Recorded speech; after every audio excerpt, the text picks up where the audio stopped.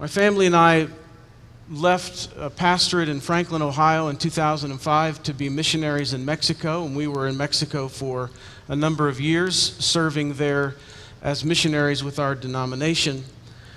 While we were there, we had what we called a traveling Bible institute, which basically meant that we took textbooks and professors and went around to the various churches and held Bible Institute classes for pastors and young people and even lay people. And so as we traveled around, our mission work had 4 different geographical locations in Mexico where there were groups of churches on the border in Mexico with the U.S., and then down in around the city of Saltillo, about 200 miles to the west and a little south of McAllen, Texas, and then 300 miles due south from there. And then all the way down, the 4th location was all the way down by the Pacific Ocean in the state of Oaxaca. And so we would travel around to these various places. And this particular week, we found ourselves in Salamanca, which is in the geographical center of Mexico. That's where we were holding Bible Institute classes. And we were there with a number of people. At the time, the president of our missions ministry in our denomination was a man by the name of John Parker. Some of you know him, maybe many of you do. He was there. Another friend of mine, friends actually of ours, Claire and Melba Sams, were there helping teach in the Institute classes. Sidney Grant was also there. These are some names that some of you might be familiar with. The rest were Mexican brothers and sisters who were there teaching and learning. It was Friday of that week, and it fell my lot to take John Parker back to a bus station about an hour to the east of where we were staying. We weren't at home. We were renting a little apartment while we were in this area and teaching in the Institute. So we got up early that morning. It was still dark, and I remember telling Melody goodbye, that I'd see her in 2 or 3 hours. And she really had nothing to do, and besides, it was still very early, so she was just going to sleep. And our boys, who of course were much younger and smaller at the time, they were still asleep. And I told her goodbye. We got in the car, John and I did. I was driving, John was in the passenger seat, and we started off down the highway. In Mexico, there are roads called autopistas, which basically are toll roads, very well-constructed roads. We were on a 4-lane highway with a grass median. Nothing wrong with the road. The only real issue was that it was a very remote section of the country. There were no villages or towns or cities, for that matter, to go through. We were just kind of all by ourselves, or so we thought, traveling down the road that dark morning. John and I are dear friends. We love each other and have been through a lot.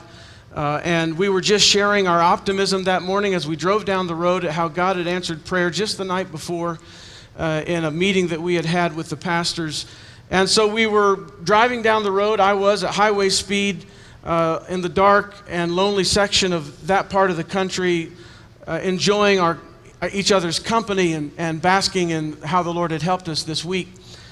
When all of a sudden on that very dark and desolate stretch of highway, we began to encounter big chunks of what looked like broken up concrete in the road, primarily in the left lane, softball size, or some even larger. And there were some that had been crushed from the wheels of cars that had gone ahead of us. I remember thinking that it looked like maybe there was a flatbed truck that had cement blocks on it, and some of them had fallen off and broken up. That wasn't the case, but I remember thinking that maybe someone had lost a load of concrete blocks that had broken up. But suspiciously, now, not then, they were all in that left-hand lane. Well, it wasn't anything that you didn't encounter in Mexico. A lot of times you see things in and around the road, and it's no cause for alarm.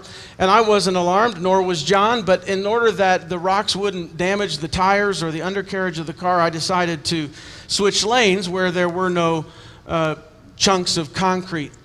What I tell you from here on out, I tell you primarily from John's memories, and later on what Melody and others involved in this story tell me happened. I know and remember bits and pieces, but I do not remember what happened next.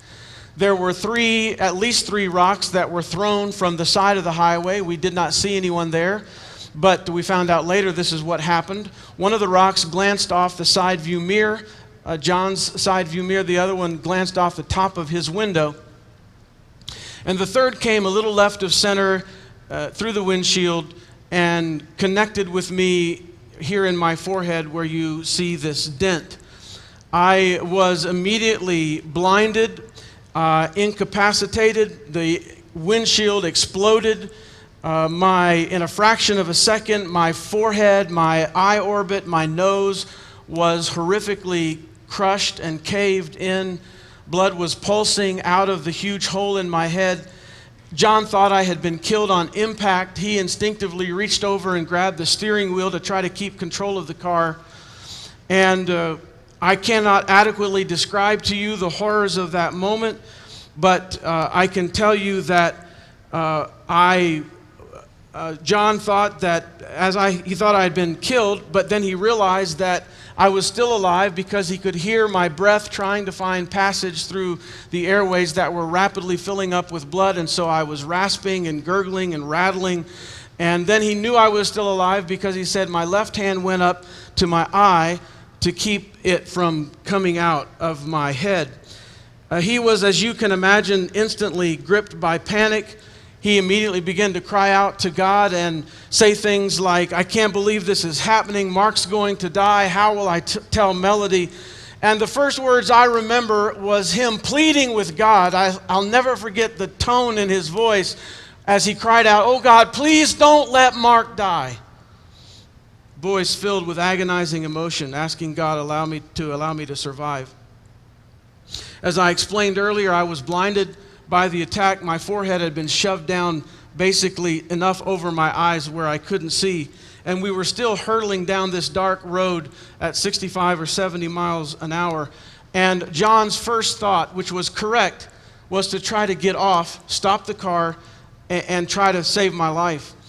I saw him a few months after this happened up in the U.S., or here in the U.S., and he told me this story. I said, why didn't you pull off? He said, well, I tried to. But he said, Mark, there was a guardrail on the road. And not where there's supposed to be a guardrail, not on the side of the road, not off the berm on the grass, but there was a guardrail on the highway. There was literally no place for me to pull off. Well, after I recovered, I had a chance to go back over that very stretch of highway, and I can testify to you this morning that there is no guardrail anywhere on that whole stretch of highway. There's not a guardrail on the road for sure. There's not a guardrail even where there's supposed to be one. The only thing I can tell you this morning is that God himself put a guardrail in John's eyesight so that we wouldn't pull over, because what we found out later that we didn't know then was that they had this gang that we had been attacked by had men waiting for us. Their modus operandi was to throw rocks at passing vehicles, and when those vehicles stopped to check the damage, they had men stationed on the side of the road. They killed the occupants in the vehicles, stole their car, their belongings.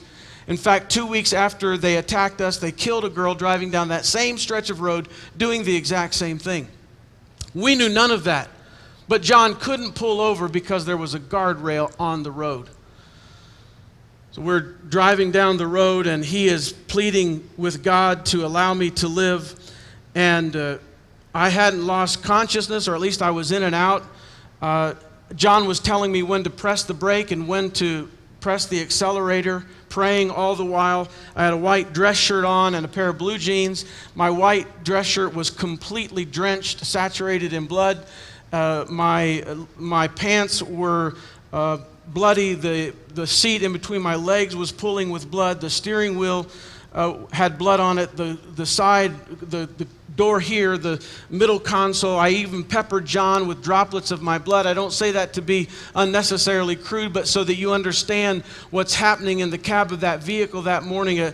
It's a very catastrophic event in both of our lives, and we are covered in blood and we are covered in glass. And in the middle of the broken glass and in the middle of the broken bones and in the middle of all of the blood, God was there. And John finally managed to pull the car off. The guardrail went away. I guess when the Lord knew that we were not in danger, John told me he was going to pull off. He saw construction lights of a vehicle, yellow lights on a pickup truck. You have to understand that John didn't know any Spanish to speak of. I mean, he knew how to say, "Where's the bathroom?" and "Amen," in church, but not a whole lot else. And he didn't know how he was going to communicate to these Mexicans that were around the truck. But he told me to put on the brakes, and he pulled over to the side of the road and ran up to these guys. And evidently they saw me. They looked back at me with blood pouring out of my head and blood all over me. And evidently they knew the infamy of this notorious gang that did this, and they just looked at John and waved him on frantically, like, "You just need to go, get out of here." And so John ran back to the car. He very gingerly helped me into the passenger seat. He reclined the seat, put my seatbelt on. He ran around to the driver's side seat, got in, put it in drive, and squealed off down the road, not knowing where he was going, not really knowing where he was. And all the while, glass blowing through the hole in the windshield. He told me some months later that he was weeks and still picking shards of glass out of his scalp, his head from that drive that he took. When I got in the passenger seat, I realized that laying back, I could actually see just a little bit out of the right corner of my right eye. John told me that later he said, "Mark, you were hit so hard, that rock hit you so hard, you couldn't have been hit any harder than if someone had taken a baseball bat and hit you across the head as hard as they could." And he told me, I said, "John," when I came to, I said, "John, what happened?" And he said these words, "Mark, you've been hit in the head with a rock. I don't think you're going to make it." And then he started to pray. When I got into the passenger seat, I guess, I don't really remember much of this, but John tells me I kept sticking my fingers in this hole in my head, because in my mind, the rock was still in there. That's what I was thinking, and so I was trying to get this rock out of my head. And John kept pleading with me to stop doing that, and I didn't even really know what I was doing. In fact, while I was still in the driver's seat, he said, "Mark, we've got to get you to a hospital." And I said, and I quote, "Oh, let me drop you off at the bus station, and on the way back, I'll get it stitched up." That's how well I was thinking. So I was in the passenger seat. Melody was back at the house. Remember, it was early in the morning, and it was still so early, it was dark outside, but she couldn't go back to sleep. She had an impression, a thought that kept burning its way to the forefront of her mind that she needed to call me. And so finally she gave into that, and she called, and I handed the phone to John, and John's crying and praying and panicked. And I hear him tell my wife, Melody, and again, he didn't know what had happened. He said, "We've been in a bad accident. Mark's hurt. It doesn't look good. I don't know what to do." God gave Melody grace in that moment and strength to hold it together, and she told John a word he could say in Spanish that meant help. And she said, "Go to where there's lights, find lights, and knock on the door and point them at Mark, and they'll know what to do." Then she had the task of getting our boys ready and then hailing a taxi, and I took the only transportation we had and going across town to where our pastors were, and they prayed for me there and got in the car with Melody and our boys and headed off down the road trying to find out where we were. After a few miles, John finally spotted lights in the inky darkness ahead. He discovered it was a convenience store, and he quickly pulled up in the front of that store right underneath the brightest lights he could find. He went inside covered in blood and pleading for someone to help us. I don't know what he said. I don't think he said a whole lot, but I know there were hand gestures, and they got the message, and an ambulance was called. We were assured that help was on his way, and John had picked up another word along the way, because I remember seeing him out of the corner of this eye coming out of that convenience store, and the panicked look on his face, looking at whoever was inside, waving them on like this, and he was saying, "Pronto, pronto." He knew that meant soon or now or quick, and he was using that word a lot.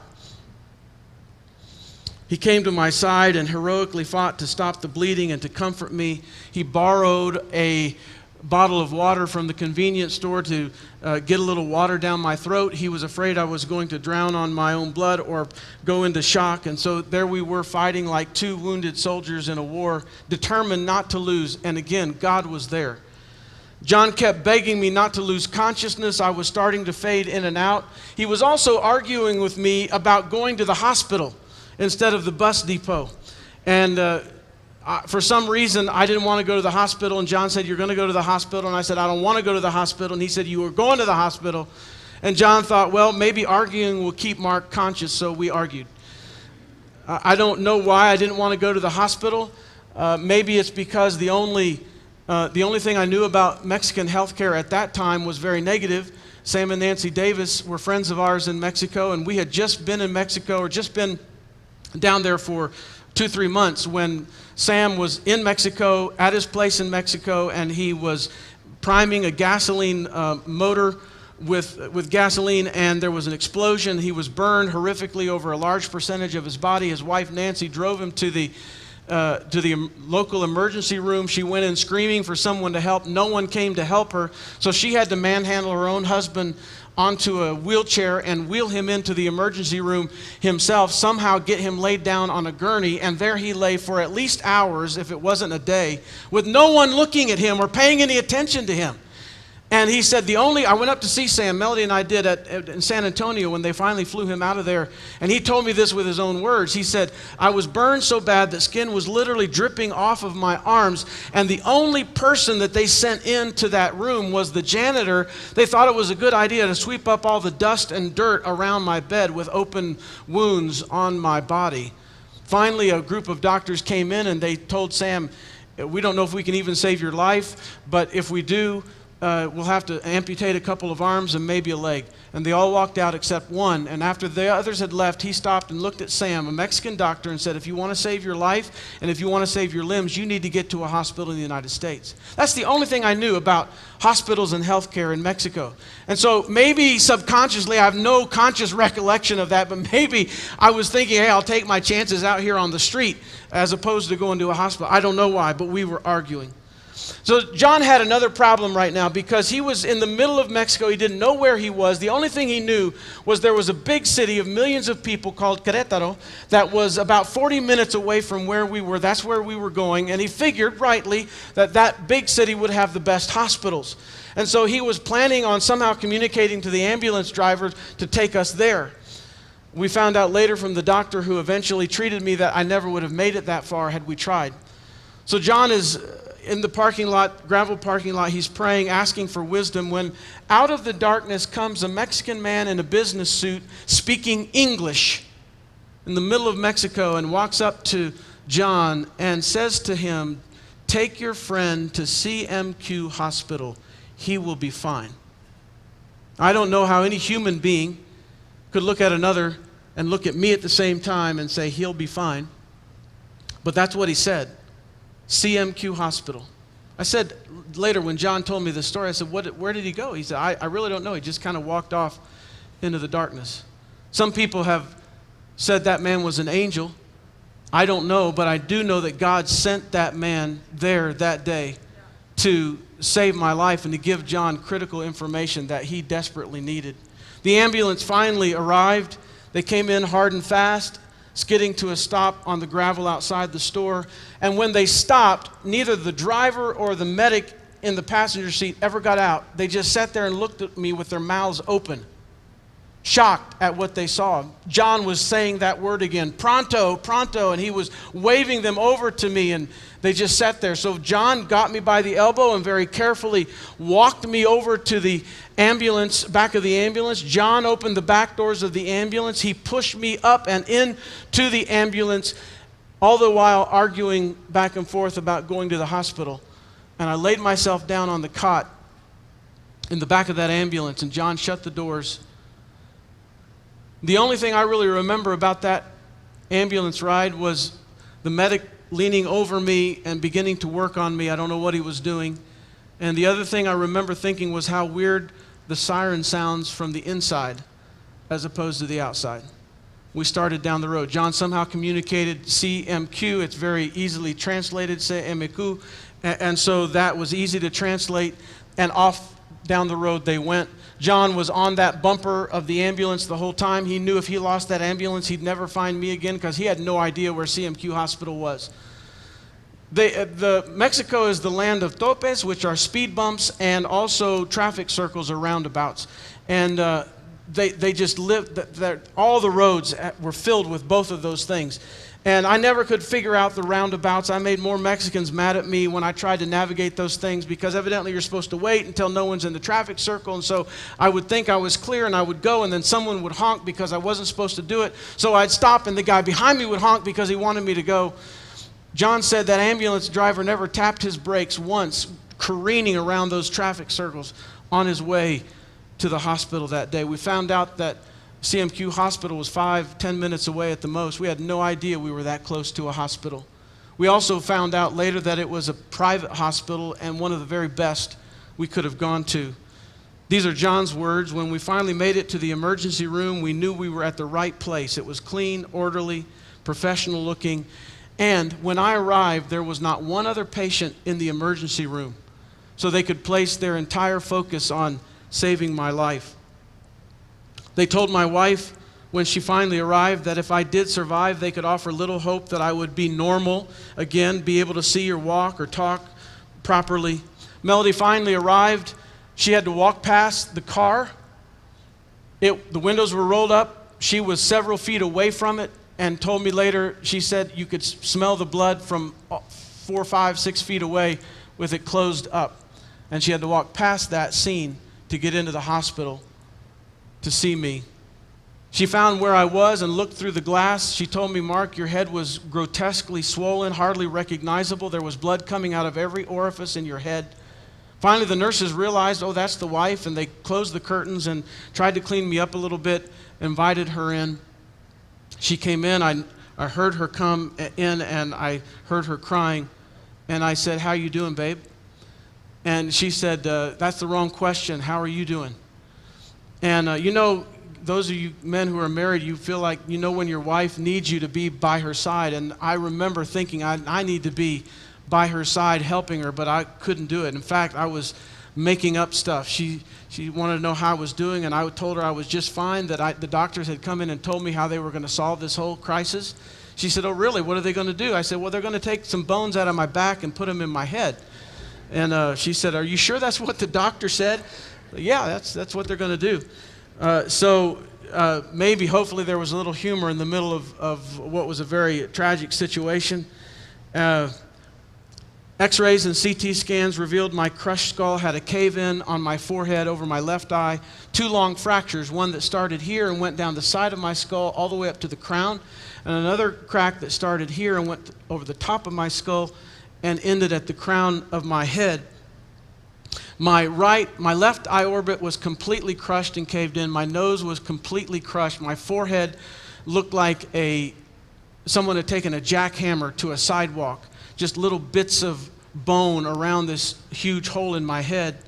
I know this because post-surgery visits with the plastic surgeon, he pulled out a large manila envelope, and I saw what they had done. They had cut me from ear to ear and rolled that part of my face off my skull so they could work on this part of my head. And I can testify to you, I've seen it. I have a brain, all right? So you guys don't ever tell me that I don't.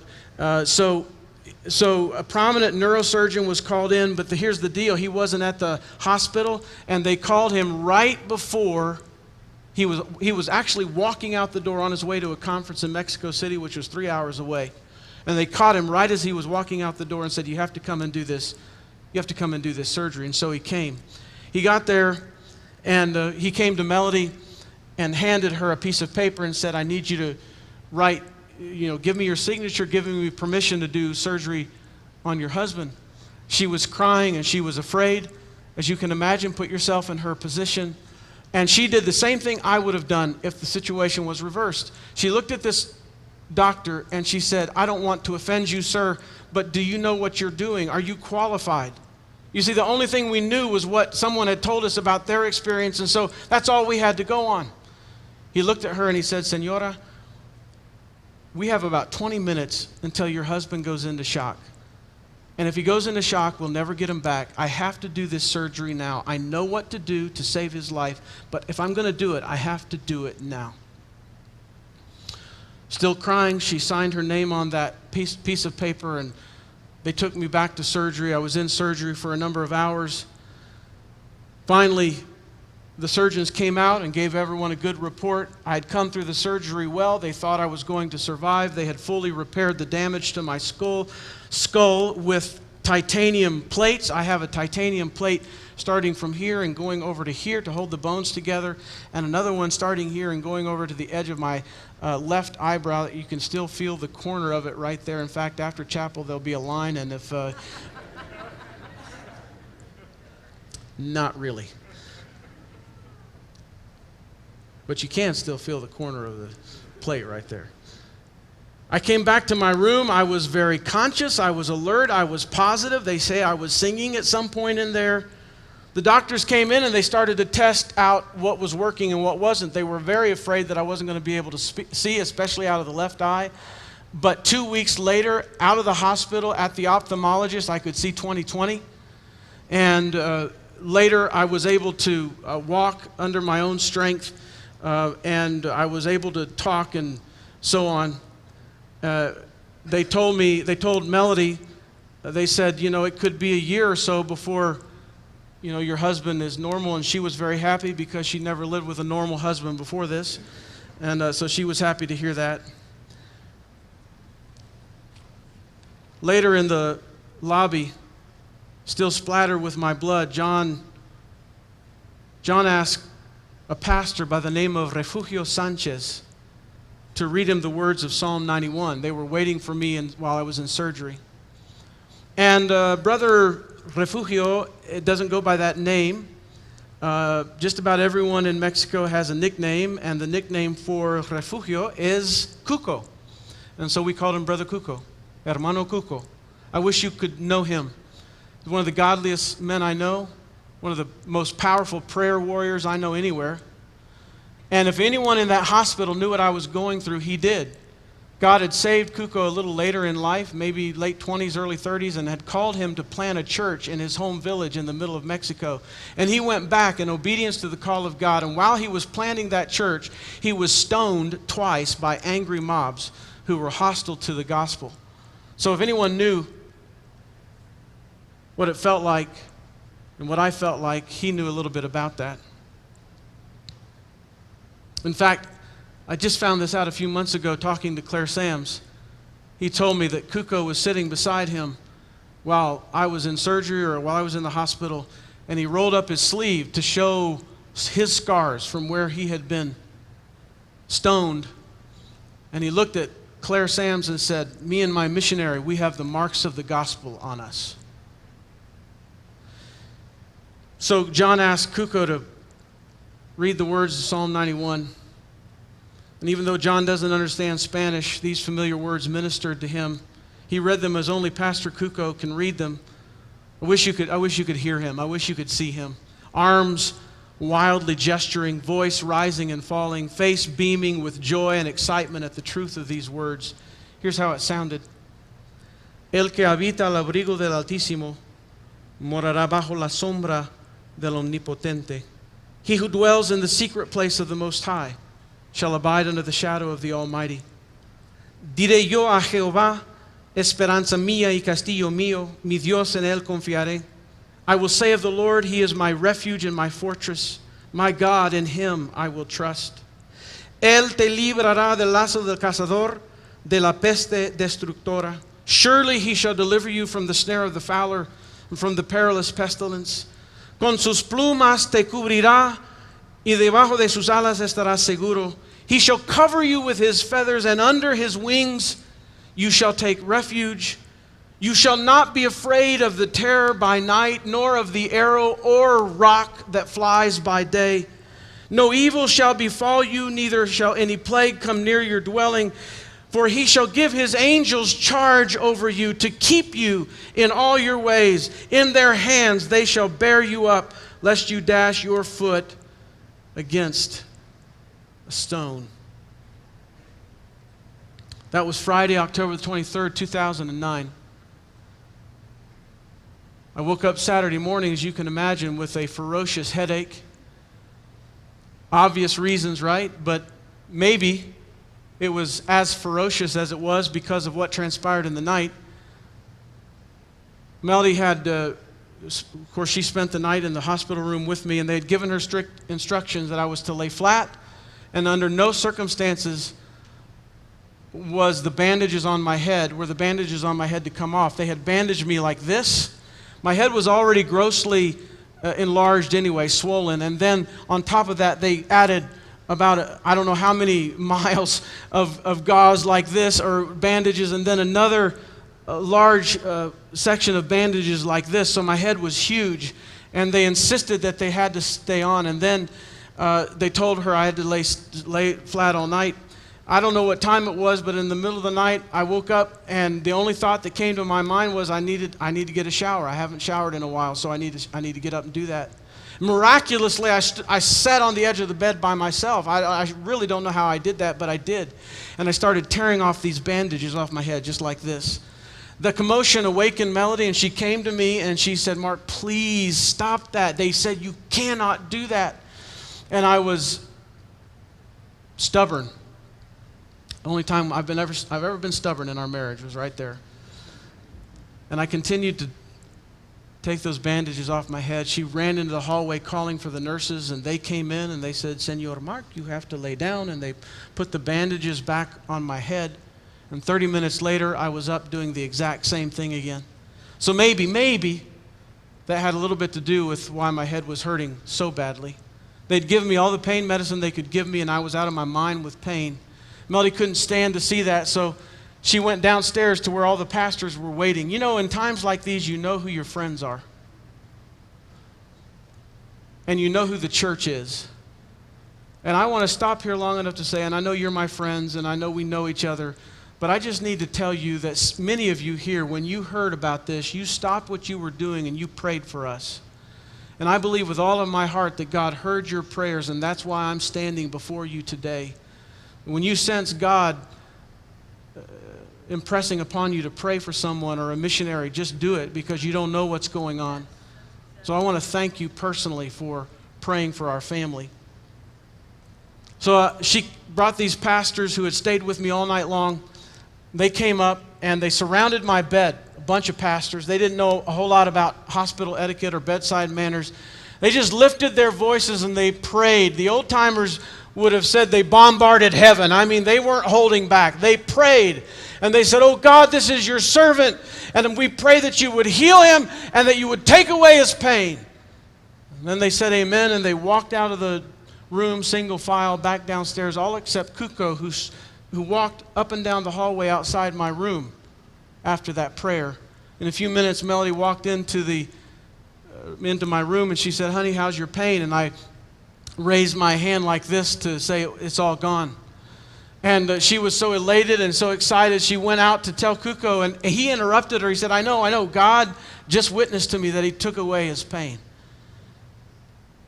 I'm leaving out many, many details. We got back to our home in Saltillo,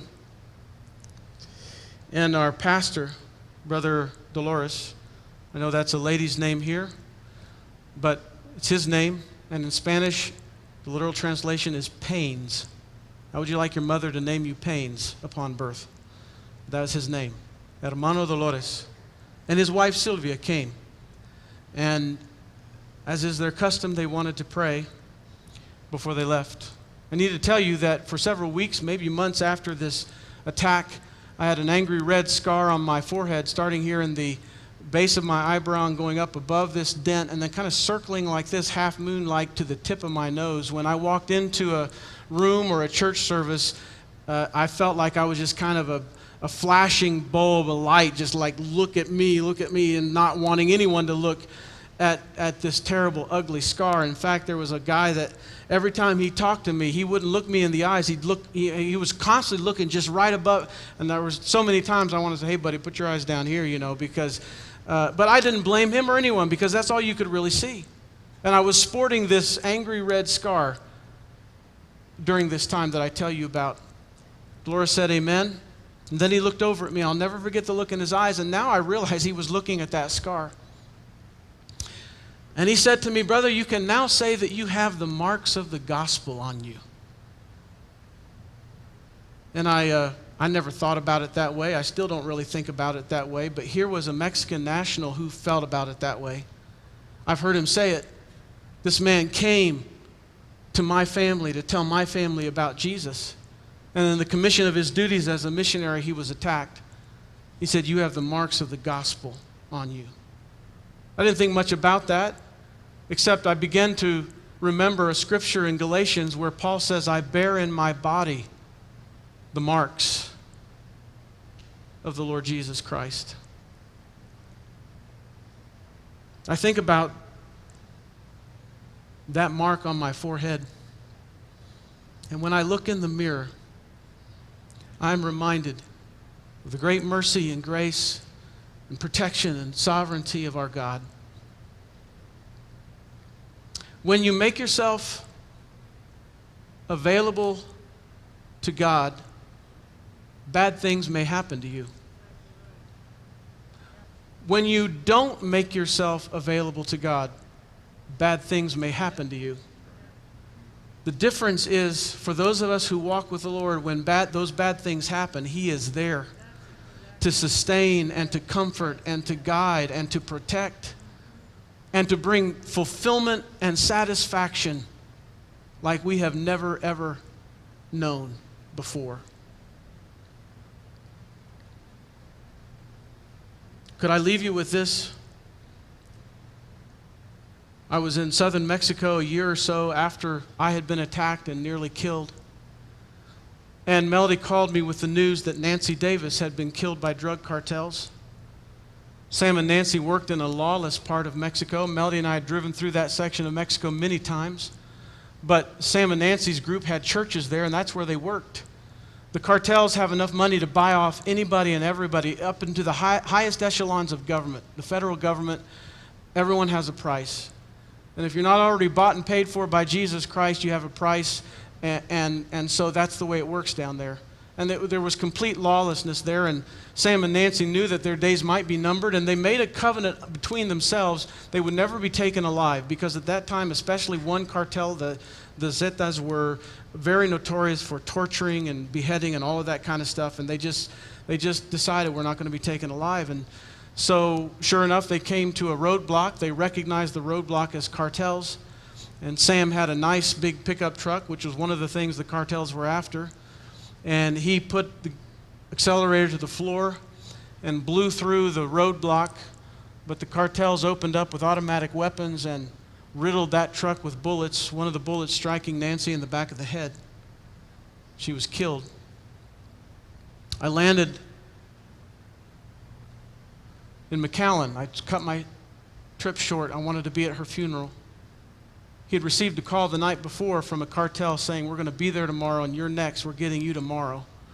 When we got to his place in South Texas, that place was crawling with rangers and marshals and agents. Nothing happened that day. But when I landed in McAllen, Melody said a local TV station called Rio Grande Bible Institute, where we were staying. That's where we did our language school. And they asked them if they knew Sam and Nancy. If those of you who were alive and remember, that was a national news story 10 years ago on Fox and CNN, American missionary killed by drug cartels in Mexico. So it was all over, and they wanted to get a perspective from somebody who knew the family of the one who had been killed. And whoever answered the phone at RGBI said, we don't know them, but we know someone who knows them, and you're talking about us. So they scheduled an interview, and when I landed, we got to our little trailer where the Bible Institute had given us to stay for the few days we were there for her funeral.